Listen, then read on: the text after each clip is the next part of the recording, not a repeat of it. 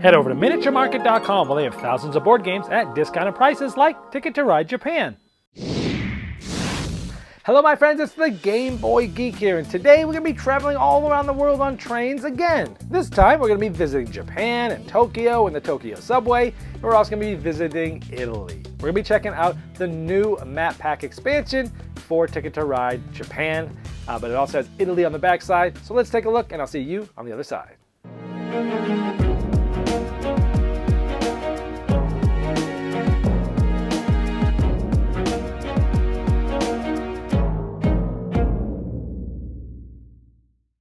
Ticket to Ride Japan comes with tickets ranging from 1 all the way to 19, and it comes with these bullet trains, which I'll show you how they work in a moment. And on the back side is Italy, and it comes with tickets ranging from 5 to 27 and a different deck for the ferry. So let's talk about how both of these work. Now here's the Japan side. This is a huge 8-panel board. I can't even fit the whole thing on camera, but it is very nice. And one thing you'll notice is that not only do you have the main part of Japan here, but there's actually 2 zoomed in areas. This is one of the big twists in this one. So here we have the Tokyo subway, and you'll notice it has all different areas, but it also has Tokyo itself. Now some of the tickets will actually stay in this zoomed area, like just going from here to here for 4 points. But other tickets will have you going from different regions, and it will have you go from here all the way to one of the parts on the main map. So how do you get there? Well, you'll notice that there's Tokyo right here, and it has this icon. And that icon is also here in the main map. So if you have trains going to this Tokyo, you have trains going to this one and vice versa. So to get to here, to Osaka, essentially you have to figure out a way to get to this icon, which is Tokyo. And then from this Tokyo, somehow get to Osaka. So you're looking at multiple things at the same time. There's also another zoomed in area over here that works in the same way. Where on the main map, this Kokura is the same spot as right there. Now in this game, you only use 20 trains, and why is that? Because there is the bullet train. Most of the gray routes in this game, all except one of them, have this bullet train icon on them. Now to place here, you use the same rules, which is 3 of the same color, or you can mix and match wilds as well. But when you do that, you'll take one of these bullet trains and place it here. Now 2 twists to this. One is you don't actually get points right now for this. You're going to get 1 spot up on the track for every card that you played. In that case, we played 3 cards to put that bullet train there, so we move up 3 spots. Then at the end of the game, you'll score based upon where you are on this track. And it also depends on the number of players. 3-player game, whoever the furthest gets 15, second furthest 5, last place -10, and if you put nothing on the bullet trains, you'll get -20. So it's a fight for who is going to create the most bullet trains to get points at the end. But maybe you let other players do that and fight for those points, because since these are shared routes, anyone can use the bullet trains regardless of who placed it. So if you have this ticket from Masuda here to Kyoto, we have a bullet train that's going almost all the way. All you'd have to do is put 1 train of yours here and you've connected that. So it's a play on how much do you want to help out the bullet train and everyone else trying for those points in the end, or how much do you want to just ignore that, maybe get negative points, but use the trains that other players have built. And that's the big twists in Japan. And even though you only have 20 trains because of this, the game doesn't end until there's 2 or less of the bullet trains and 2 and less of 1 player. Now on the other side of the board is the Italy map, and this is one of those elongated ones that goes up and down. And here's about half of the top of the map to take a look at this. And here is the bottom half of the map to take a look as well. So let's talk about the different twists that are in this one. Now this version has cards that are from city to country. For example, you have to go from Roma, and you have to go from here to any one of the routes that go to that country flag. And so this isn't the first time that cities and countries have been done, but they're added here as well. Now you might notice the gray routes look a little different, and that's because there's a separate deck. Instead of pulling the normal colored train cards, there will be a separate deck of ferry cards. And they're the same both sides, so when you pull one of these, everyone else can tell in your hand that you have one. Now on your turn, instead of pulling those train cards, you just take 1 of these. Now this is good for 2 of these icons here. So this card, if I play this, it covers this, and the other gray routes is the same as normal. I'd have to play 2 cards of the same color, or I can mix and match wilds on my turn in order to go through that ferry route. And there's actually a couple of these routes that will need to use both of those ferry cards using 4 icons, 1, 2, 3, 4, and then 3 cards of the same color, or mixing and matching wilds. Now these ones are worth 18 points because they're 7 long. And you can never have more than 2 of these cards per player, and there's just enough cards so that the max player count can have 2 cards. The other twist here are regions. You'll see that the regions are colored in different ways, even just on the board, but they also have different, all the cities in this like yellow region will have this icon, and then this region will have this icon. And these are different regions that you can connect. Now, depending on how many of those regions you connect with a single connected line, you'll get a certain amount of points. So if you connect 9 regions, you'll get 11 points. 14 regions, you'll get 46 points, but that's really, really hard.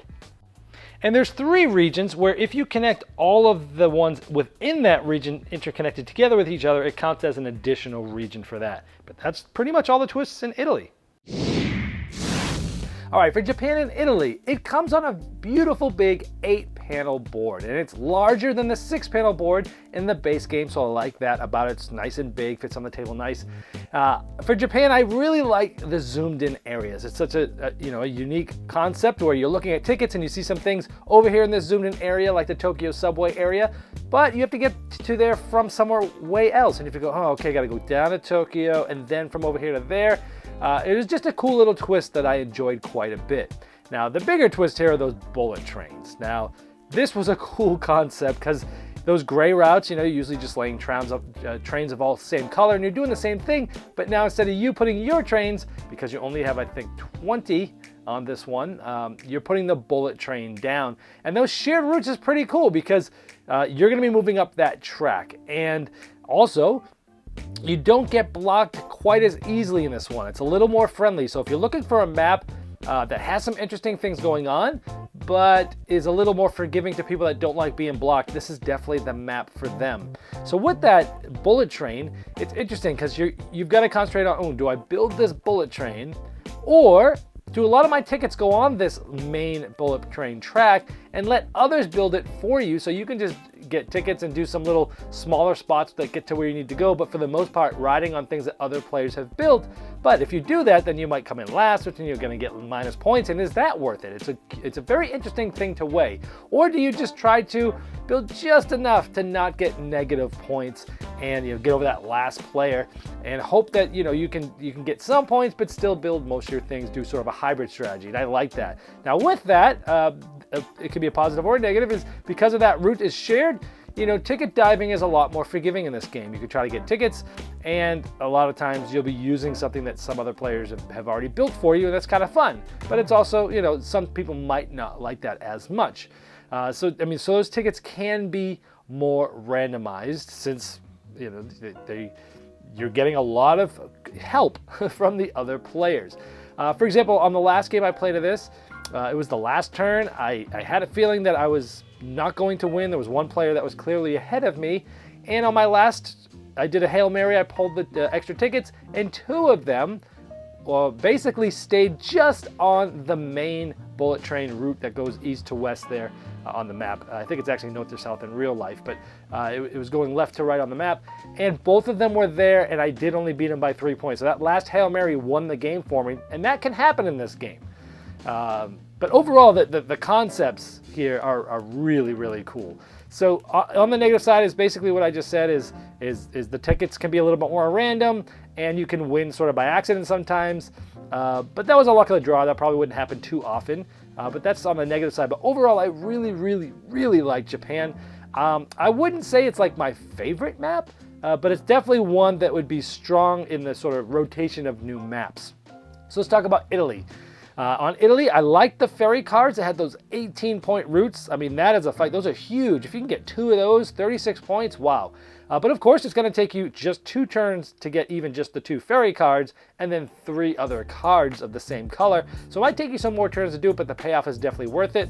I liked the ferry cards. They were fine. You can see them in players' hands, so you can see if they're actually planning on going down a ferry route. That can give you some more information. It was okay there.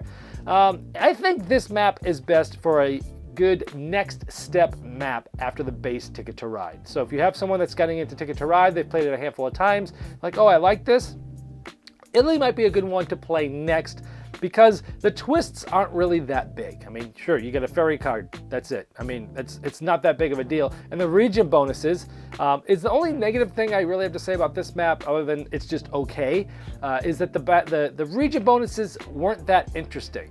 it's almost like, well, you're going to be going around and making routes and trying to get longer tickets and get more points that way, and you're naturally going to be going over to different areas and regions. And even if you try to just focus on regions, you're going to end up close to the same amount of regions anyway. And so I didn't find that as interesting. Sure, towards the end you can go, do I get another ticket, or do I just go 2 here to get me another region? That one would get me 4 more points. A ticket might get me more, but it might lose me more. Sure, there's some considerations there, but I didn't find it as interesting as some of the other twists and many of the other expansions. So for me, the Italy map didn't really stand out of the pack for all of the maps that are out there for expansions, but when you buy the Japan map, you're getting this with it, so it's just an extra is the way I look at it.